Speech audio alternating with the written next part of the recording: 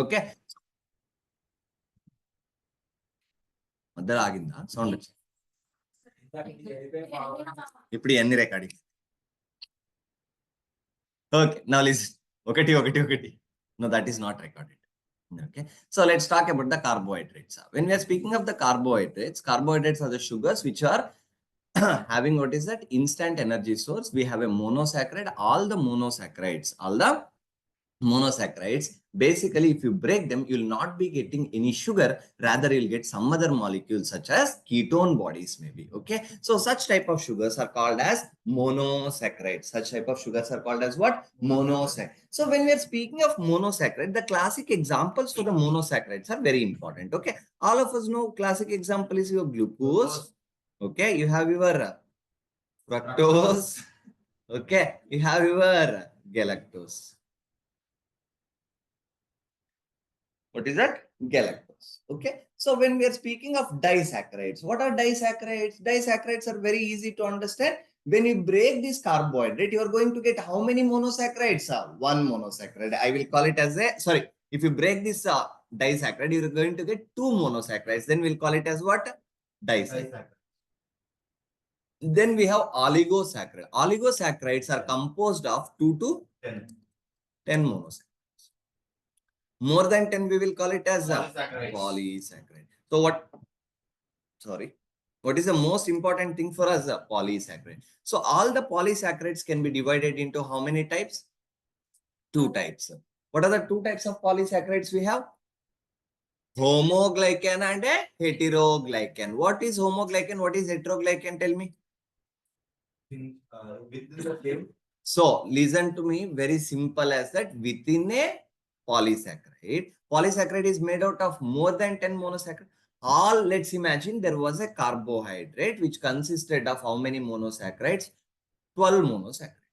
All the 12 monosaccharides are same. Mean glucose. Okay, fructose. Like that, if they are there, then we will call it as what? Homoglycan. Means same carbohydrate has to be there. In that we have two homoglycans. Okay, homoglycans, homosexuals, you know. Okay, homoglycans. So what are the two homoglycans we have? So that is your glycogen. Glycogen is made out of what? Everybody tell me, made of అవును అట్లనే ఉంటుంది hang ఓవర్లు దాన్ని చెప్పడానికి ఇంతసేపు కావాలా so what is that? Glycogen is made out of what? Glucose. Okay, so let's go to the next one. What is that? Cellulose is present in the plants. Okay, so it is a type of complex carbohydrate which cannot be digested by humans. So clinically, cellulose containing compounds are useful where?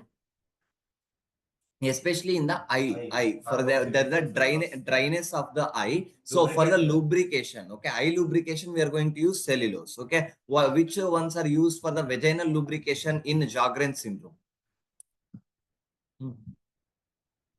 Dry vagina treatment in Sjogren syndrome. What is the clinical features of dry vagina? Nobody will come and tell you that female is having any female who has a dry vagina. Nobody will come and tell you the complaint as she is feeling dryness in the vagina. No, nobody is going to.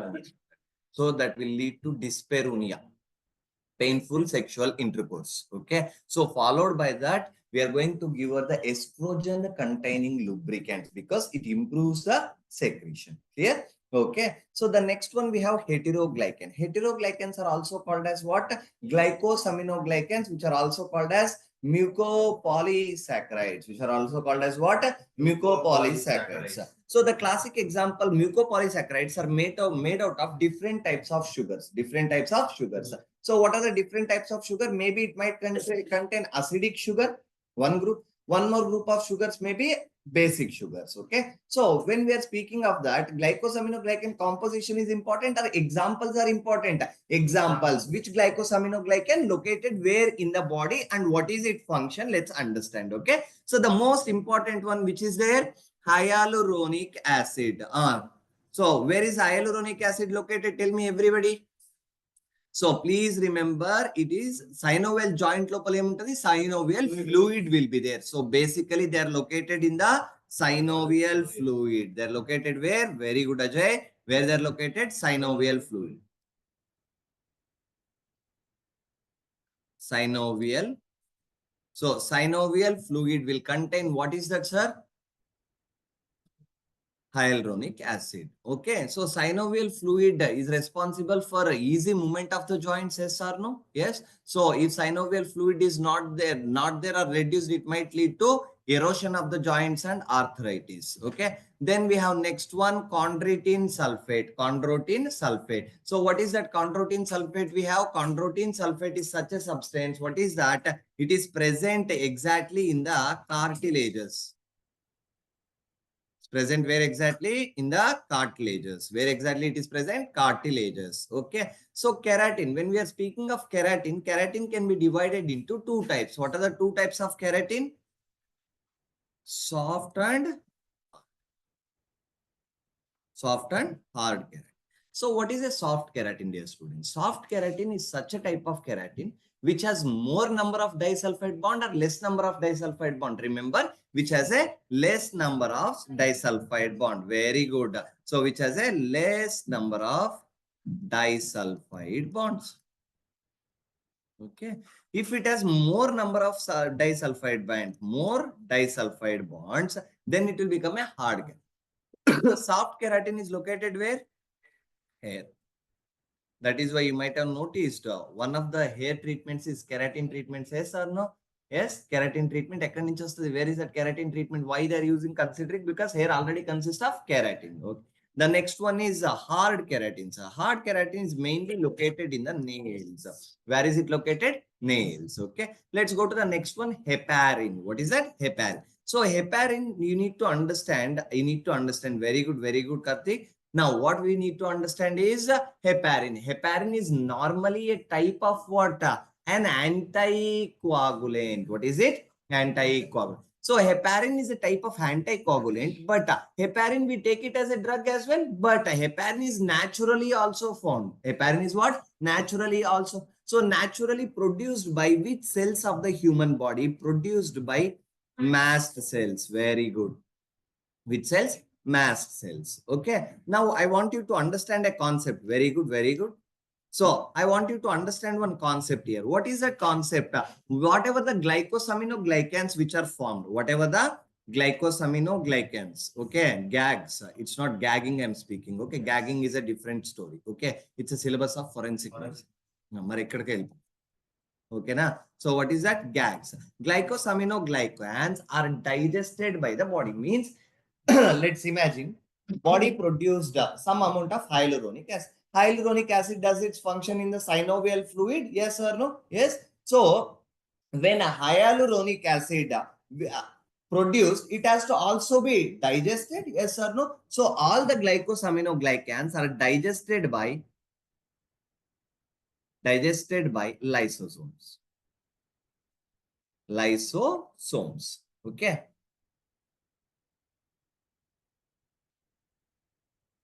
Lysosomes. So when we are speaking of lysosomes are the ones which are digesting. If there is a mutation, automatically glycosaminoglycans will get metabolized or not get metabolized?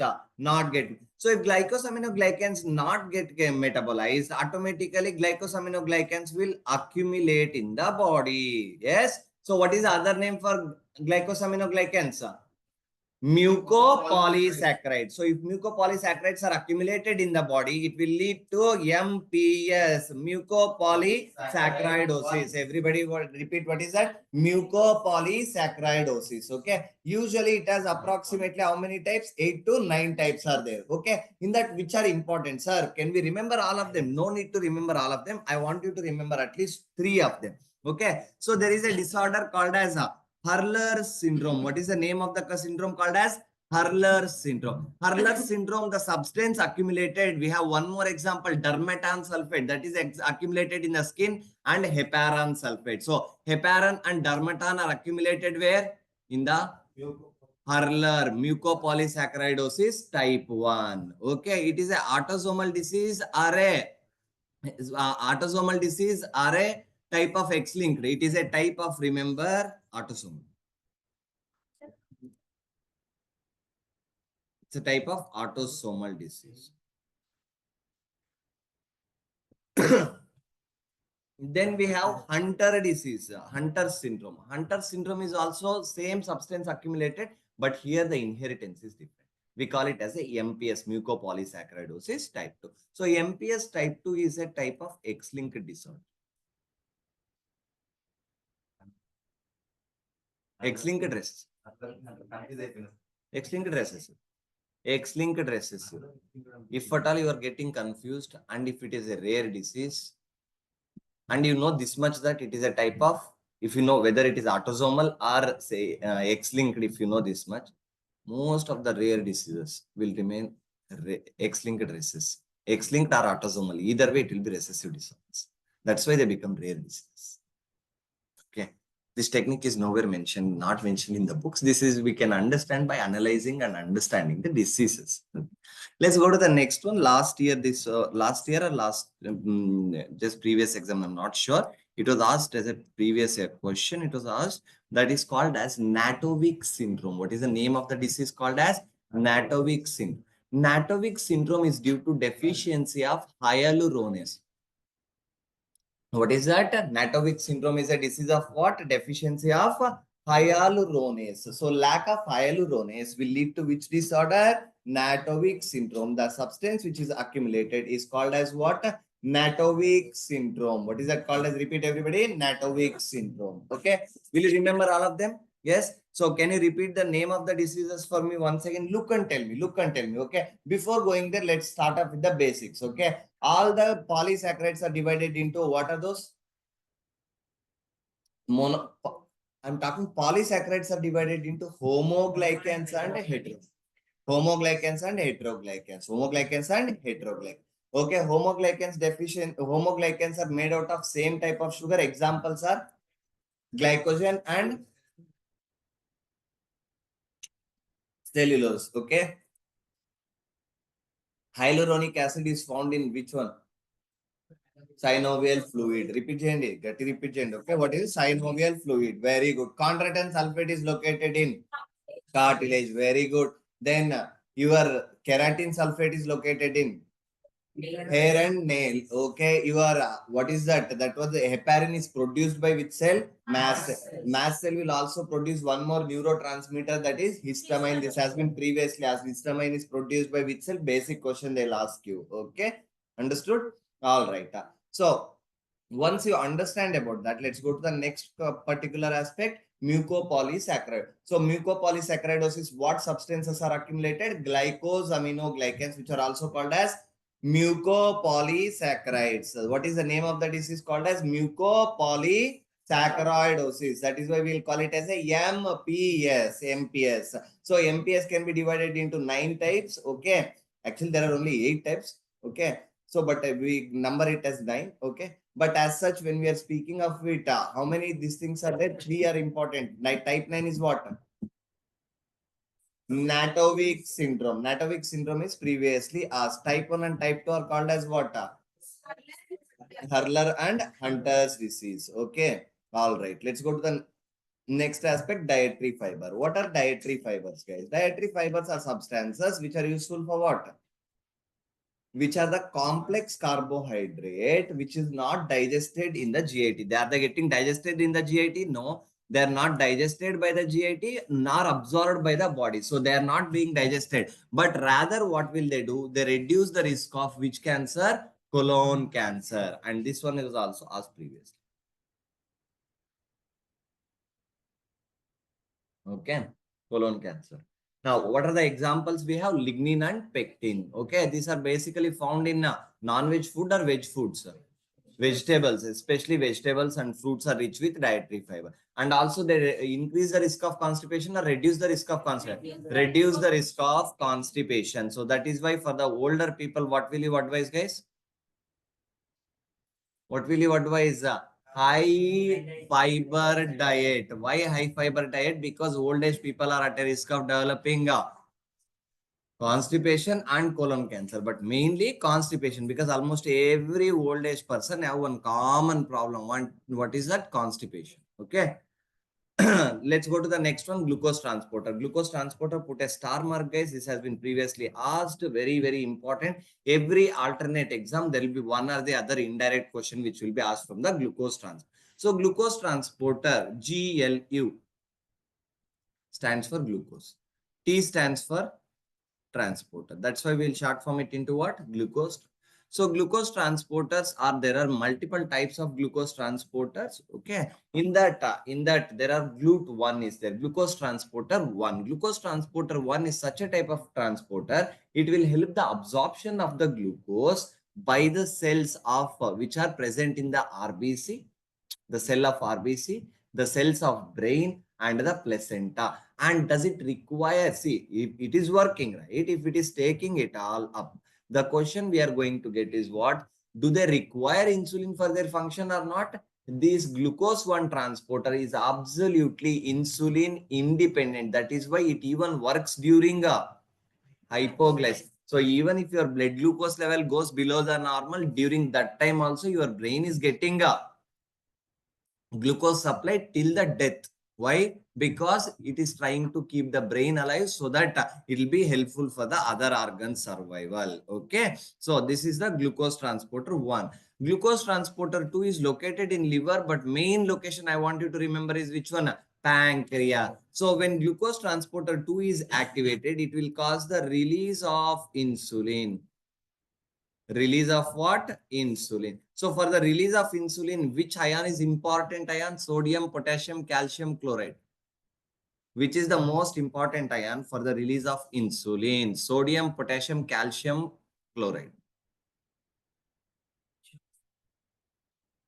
ये calcium entry कैसा होता है? Sodium. Sodium का entry भी कहां से शुरू होता है? Potassium. So that is why you remember potassium ion is needed.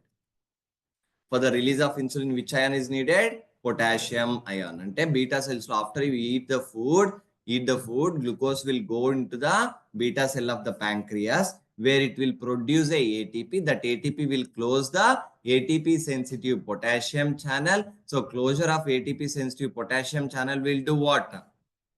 Entry of sodium and calcium. Later that will lead to the production of what? That will lead to the production of, yes, so production of insulin or release of insulin. The terminology is very important, guys. That leads to the release of insulin. Okay, now miss chesko. Okay? Release of insulin. Production means synthesis of insulin. It's not about the production, rather it is the release of insulin dependent upon what?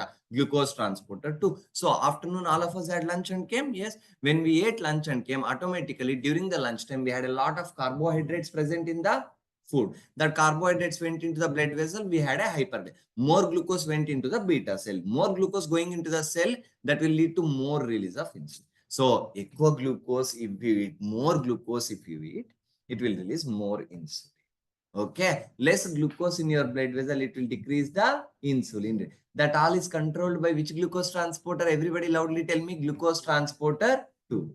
2. Okay. Let's go to the next one. Okay. The next important aspect we are looking at, guys, is your glucose transporter 3. So what is glucose transporter 3 located? That is located in the neurons and the other cells of the brain. And most importantly, GLUT4. GLUT4 is the most important question which has been previously asked. Very good answers. So what exactly? It is found in the adipose tissue. Okay. Muscles, heart, and one important lover you are forgetting. Sorry, liver.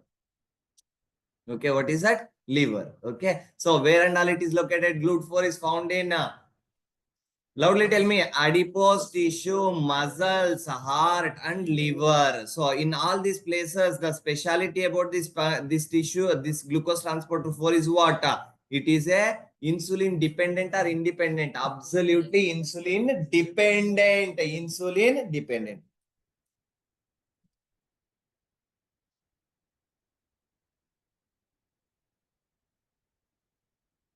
GLUT2 good independent. GLUT3 कुछ भी हो सकता है. GLUT4 mandatorily dependent. Okay, so basically listen to me very carefully. When I have a patient with diabetes mellitus type 2, when I have a patient with what? Diabetes mellitus type 2. So DM type 2 patient will have a resistance of insulin. If there is a resistance of insulin, slowly the insulin receptor will not work. If insulin receptor will not work, automatically glucose transporter 4 is not working.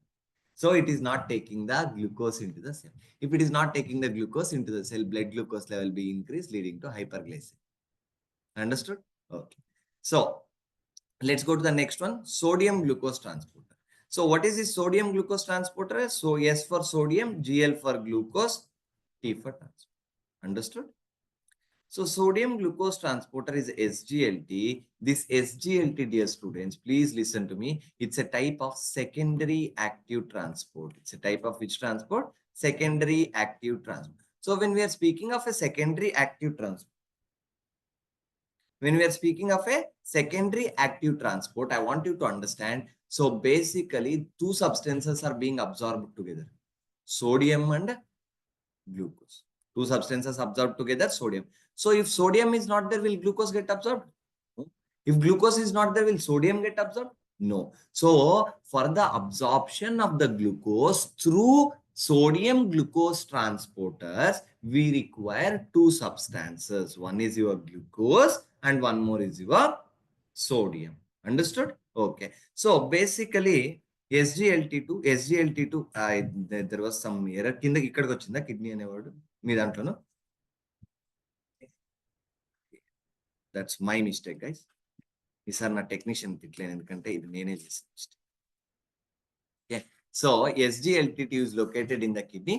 Specifically speaking, proximal convoluted tubule. Where is it located? Proximal convoluted tubule. SGLT1 is located in the small intestine. SGLT1 is located in the small intestine. So where it is doing intestine, small intestine, it will reabsorb the sodium and water in the small intestine. Okay. So with the locations you have to remember, I will give you the clinical correlation now. So when we drink ORS, two main compounds is sodium and glucose. Why sodium and glucose both are combined? Because during the dehydration, electrolytes are lost. We want to give sodium to that patient with some fluids because when sodium is going, sodium will absorb the water. That is not a problem. Okay. So then what is the thing you need to understand? Why we need to combine them both? Because SGLT1 is located in the small intestine. Since that is located in the small intestine, absorption of the sodium requires glucose, glucose requires sodium. You got the logic? So that purpose only we combine sodium and water, the sodium and glucose together. Okay. Then we go to the SGLT2. SGLT2 is located where? SGLT2 is located in the proximal convoluted tubule of the kidney. It causes the reabsorption of sodium and glucose.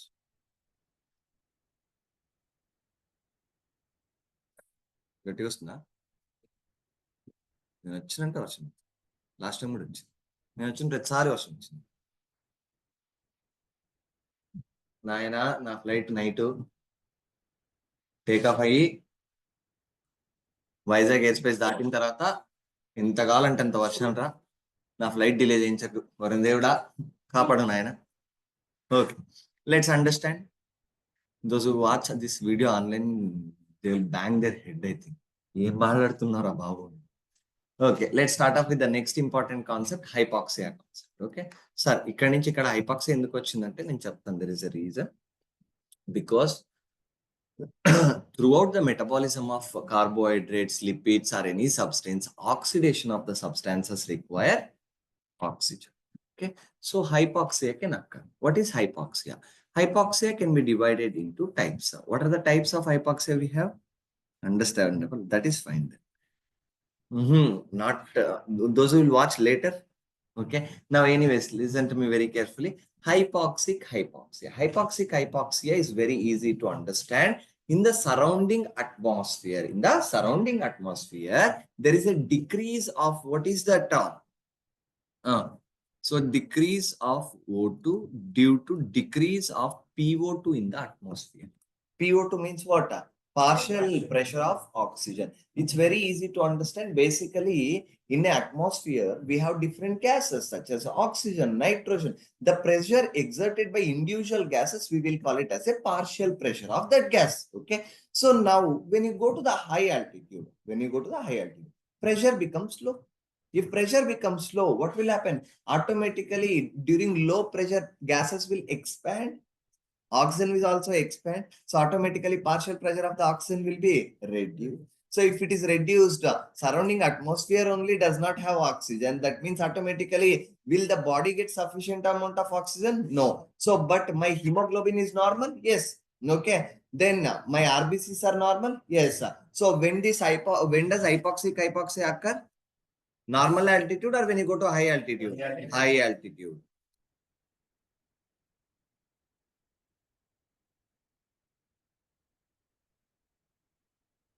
Okay, high altitude. Very good.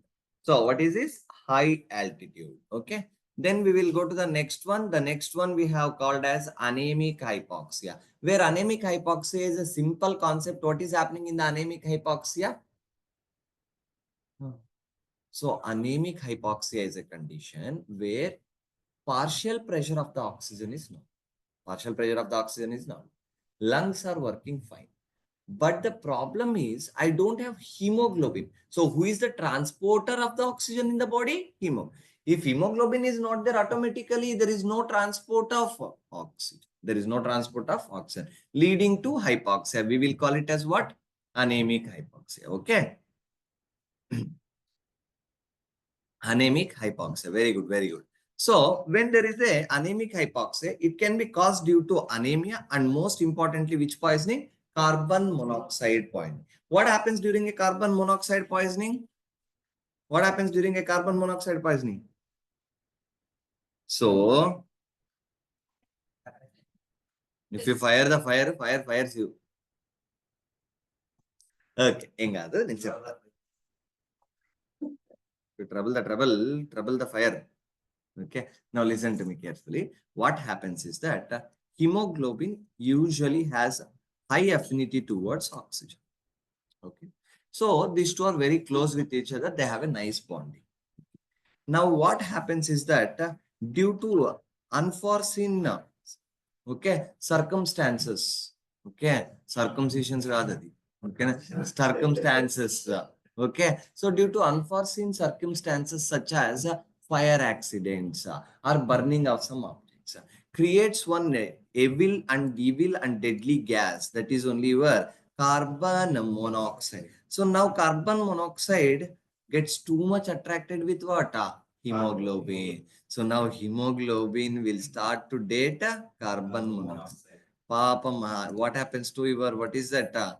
Oxygen. Unluckily, it is separated. So we do not have a free hemoglobin for the transport of oxygen. So that is why we will call it as what? Carbon monoxide poisoning, leading to anemic hypoxia. Basically, free hemoglobin for the transport of what is not there? Oxygen is not. Understood? So next one we have stagnant or ischemic hypoxia. What is that ischemic hypoxia? Ischemic hypoxia is a problem associated with the blood flow. So let's imagine somebody has a atherosclerosis in the blood supply to the upper arm. Atherosclerosis in the blood supply to the upper arm. So when there is atherosclerosis in the blood supply to the upper arm, automatically what will happen, guys?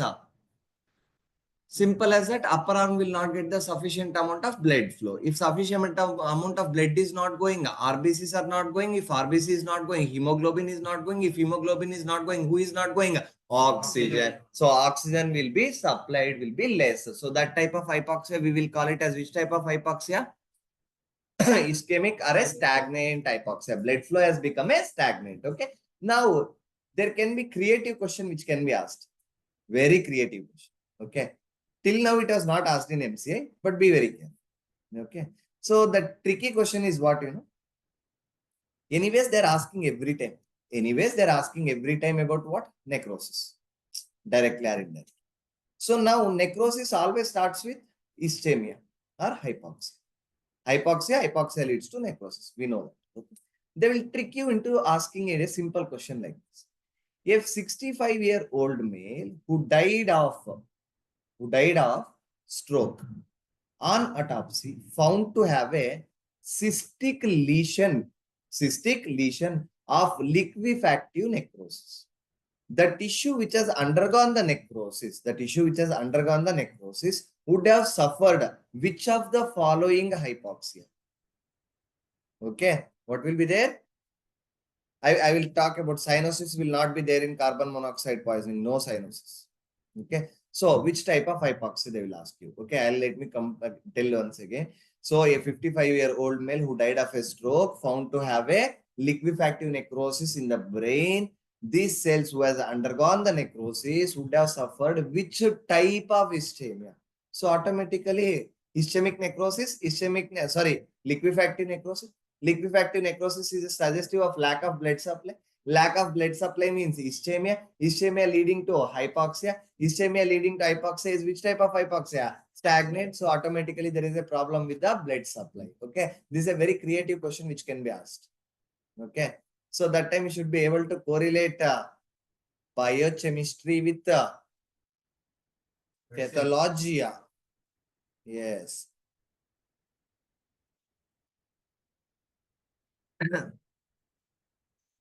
Who mean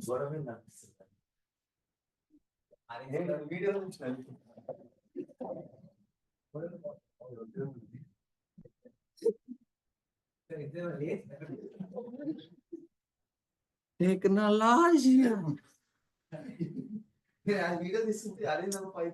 No, students online they'll be thinking what these people are talking about and papa.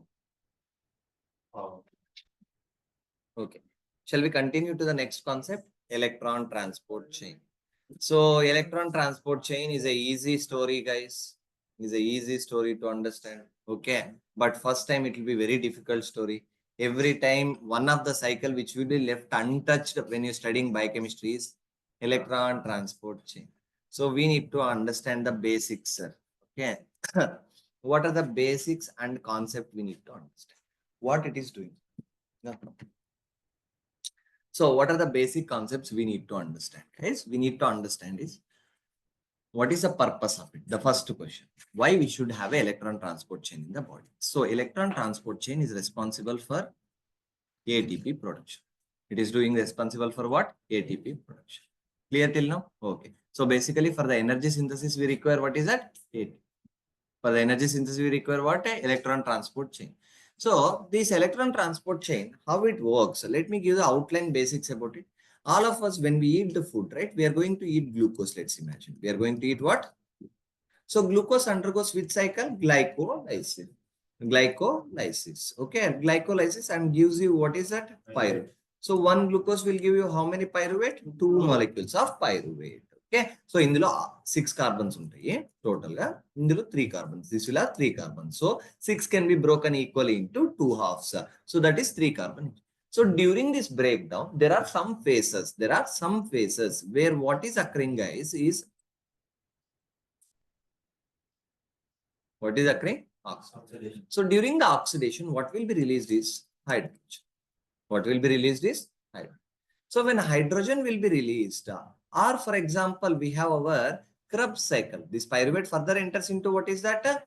Krebs cycle. Pyruvate further enters into Krebs. So during the Krebs cycle also, during oxidation, again it will release which one? Hydrogen. All the hydrogen which is released, all the hydrogen which is released will be taken up by somebody called as H plus acceptors. So that are only called as hydrogen acceptors. So in the body, what are the hydrogen acceptors we have? So remember, hydrogen acceptors are NADH. Don't NAD and FAD. Confuse avmakandi NADP nu FAD which and FAD kaadu NADP kaadu only NAD. It's not NADP. It's only plain NAD. Okay. So NAD will take the hydrogen and it will become into something called as NADH. FAD will take the hydrogen and become into FAD. Clear? Okay. So NAD will become into NADH, FAD will become into FAD. Now this NADH and FADH will enter into electron transport chain. NADH and FADH enters into which chain? Electron transport chain. So once they enter into the electron transport chain, I want you people to understand one basic concept here. Okay. What is that? That is, this electron transport chain is transporting what, sir? Electron. Okay. So if it is transporting electron, there should be someone who creates the electron. Yes, there should be someone who creates the electron. So to understand that, let's go into the cell's mitochondria. Cell, what is that? Cell is there, mitochondria. So the mitochondria has how many layers, guys? 2 layers. What are the 2 layers of the mitochondria? We have outer layer and inner. So inside the inner layer, we have what is that? Mid. So now what I will do, I will cut the part of mitochondria and draw it here. Okay. When I draw it here, the outer membrane is here, inner membrane is here. Inside the membrane, what is there?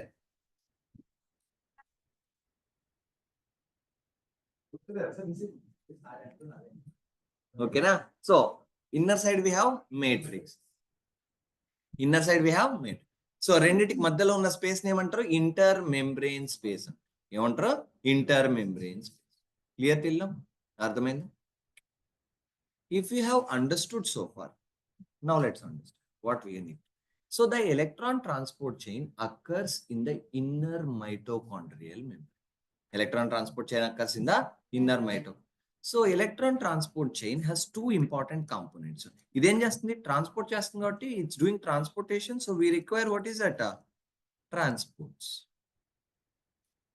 Okay, and also it requires something called as complexes. What is that? Complexes.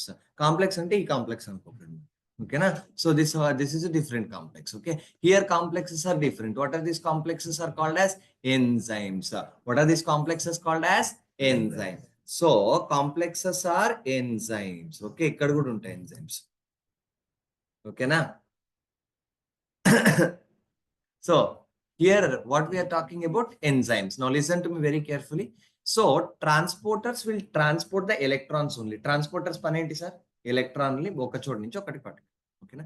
So there are 2 transporters in the cycle. One is called as coenzyme Q. Okay, coenzyme Q, and one more is there called as cytochrome C. Cytochrome C.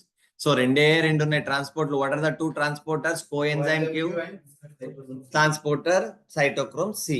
Then we have rest of everything we will have is a enzyme. So total how many enzymes will play a role, sir? 5 enzymes. So they will be named as complex 1, 2, 3, 4, 5. Now what will happen is that so what will happen is that complex 1 is called as NADH dehydrogenase. What is the name of the complex 1 is called as NADH dehydrogenase. So because of the Krebs cycle, or because of the any substance, because of the Krebs cycle, or because of oxidation of acetyl CoA, or because of the breakdown of glucose, during all the time what is being generated? NADH is being. So NADH will come here.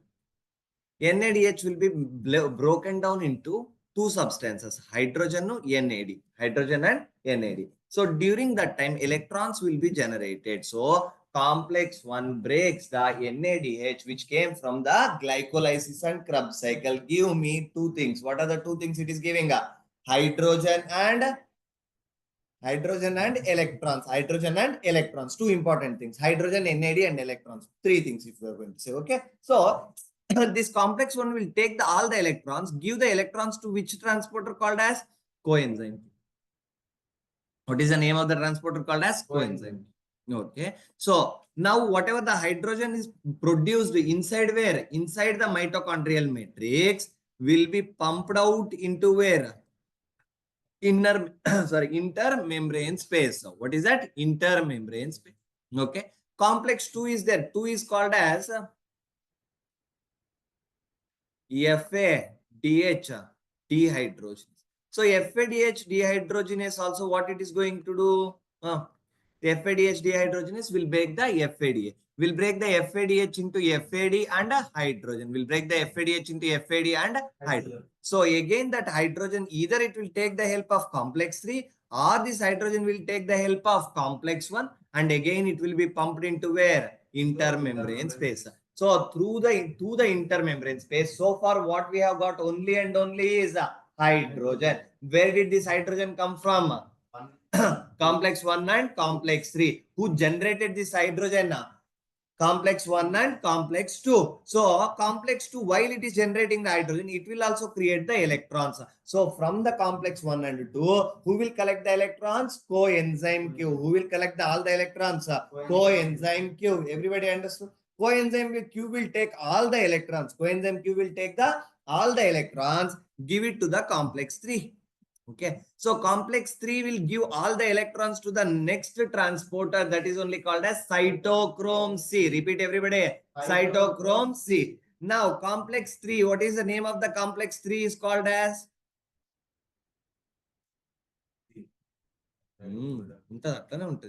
Cytochrome reductase. So cytochrome C is a transporter kada? Huh? Okay. Now cytochrome C will take all the electrons, whatever the oxygen we breathed in, it went to the tissues. At the tissue level, utilizes the oxygen. At the tissue level, what is complex 4 doing? Utilization of the oxygen. So during that time, it will utilize the electrons, it will utilize the oxygen and hydrogen. With the help of that, what will be there? Water will be formed. So during this time, what is occurring, sir? What is occurring? Oxidation. So what is occurring? Oxidation. Okay, what is the name of the enzyme? Cytochrome oxidase. So they can ask you a question directly. What is that? Which of the following cytochrome enzyme responsible for the incorporation of molecular oxygen? Molecular oxygen incorporated into the body by whom? Cytochrome oxidase. What is that? Cytochrome oxidase. So these cytochrome oxidase. Now, whatever the hydrogen possibly left out, that will also come out through what? Complex 4. So complex 1, complex 3 and complex 4 does the two things. Pumps the hydrogen, transfer the electrons. Complex 4 uses that electrons. Now all the hydrogen which came from all the complexes will slowly go towards what? Complex 5. Okay, what is the name of the complex 5 called as? ATP synthase. What is the name of the complex 5 called as? ATP synthase. So it will pump the hydrogen back into what? Matrix. While it is pumping the hydrogen into the matrix, only that time it can create, what is that? It can create ADP is getting converted into ATP. ADP is getting converted into ATP. So to the ADP, I'm adding a phosphate group. True or false? True. If I'm adding a phosphate group, I will call the reaction as what?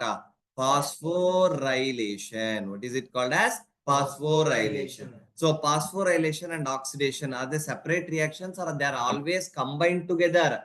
They are combined together. Only then they can generate the energy. Only then they can generate the energy. So these are what type of reaction? Coupled reaction. These are what type of reaction? Coupled reaction. Ante separate ga they should occur together. They should occur together. Only then a proper outcome will be there. That is called ATP. If they are separated, that will lead to only production of heat. That will lead to only production of what? Heat. Okay. So that will lead to only production of heat. So that is the story of your, what is that? Electron transport chain. Am I confusing the? Any confusion? Okay. So basically complex 1 and 2. Complex 1 and 2. They will take the electrons from the NADH and they will separate the hydrogen from the NADH and they give that electrons into the transporter called as coenzyme.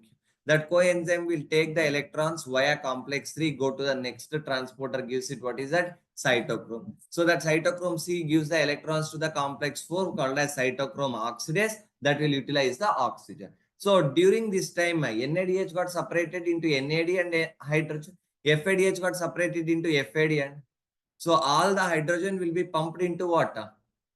Intermembrane space. That hydrogen which is pumped into the intermembrane space is used for what? Phosphorylation. So that is why this oxidation and phosphorylation are what? Coupled reaction. They're what? Coupled reaction. Ekkadaina gani, if one couple is happily present, automatically who will be there? Best friend will be there. Bestie. Okay. So once the bestie will enter into the game over. Okay. So that like that only, that time what will happen? Once bestie enters, all the complete scenario becomes very hot scene. Yes, like that only. If you uncouple it, automatically what will be there? Only generation of the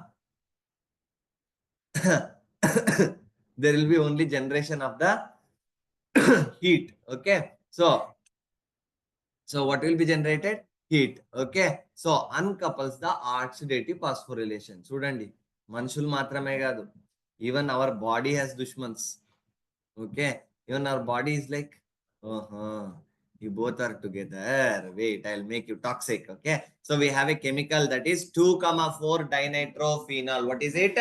2,4 dinitrophenol. Loudly repeat, everybody. 2,4 dinitrophenol. What is the hormone which does the same function? T3 and T4, that is thyroid hormone. Then we have a drug that is your aspirin. That is your aspirin. Okay, then we have a protein called as thermogenin. Thermogenin is a found in where? In the brown fat. Thermogenin is found in the brown fat. Clear, everybody? All right, let's go to the next aspect. Inhibitors of electron transport chain. So when we are speaking of inhibitors of electron transport chain, so it's very easy to understand. All the complexes are basically enzymes. Yes or no? Enzyme. So if they are enzymes, automatically what will happen? So our enzymes can have an enzyme inhibitor. So the complex 1 blockers, the classic example we have the barbiturates. What is that called as? Barbiturates. So barbiturates such as phenobarbital, amibarbital, okay? Amibarbital kadali, okay na? Amibarbital, okay?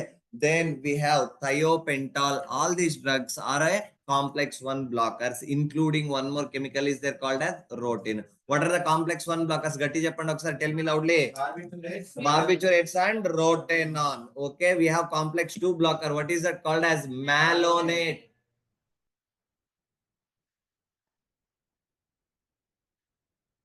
Okay. Complex 3 blockers are dimercaprol and antimycin A. Complex 4 blockers carbon monoxide and cyanide poisoning. ఈ రెండిట్లో ఒకటి అడిగే possibility ఉంటుంది. Carbon monoxide can create 2 types of poisoning. One is anemic hypoxia, one is tissue hypoxia. Why? Because tissue level respiration is done by what?